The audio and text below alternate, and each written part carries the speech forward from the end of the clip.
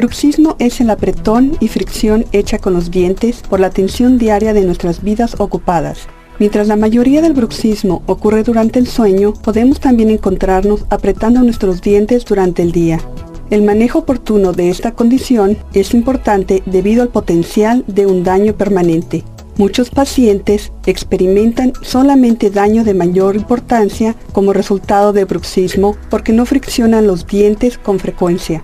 La fricción más severa puede conducir al dolor del músculo de la quijada, a dolores de cabeza, a la sensibilidad del diente, al desgaste prematuro del diente, a los dientes flojos y a la enfermedad común de la mandíbula temporal, designada comúnmente TMJ.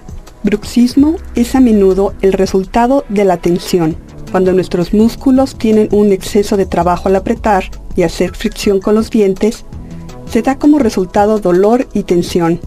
Las áreas que pueden ser afectadas son los músculos de la quijada, templos y detrás del oído, así como la cabeza y el cuello. Músculos específicos se utilizan para mover la quijada durante la masticación normal. Cuando se aprietan y friccionan los dientes, estos músculos no funcionan correctamente y no se filtran. La tensión puede producir nudos, inflamación y dolor del músculo. La meta de cualquier terapia para el bruxismo es reducir los síntomas o quizás aliviar el comportamiento en conjunto. Bruxismo se puede hacer peor por los malos hábitos al dormir, causados a menudo por el alto consumo de cafeína, el pobre manejo del estrés, la mordida incorrecta y las drogas. La terapia de reducción del dolor puede implicar masajes, compresas calientes y frías, ejercicios para estirar los músculos y también puede inducir relajantes musculares, antiinflamatorios y esteroides.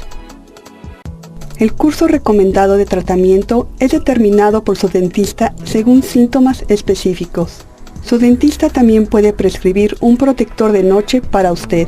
El protector de noche puede descargar tensiones de la quijada y continuará entrenando a sus músculos para relajarse durante el día, así como elimina desgaste del diente durante las fricciones.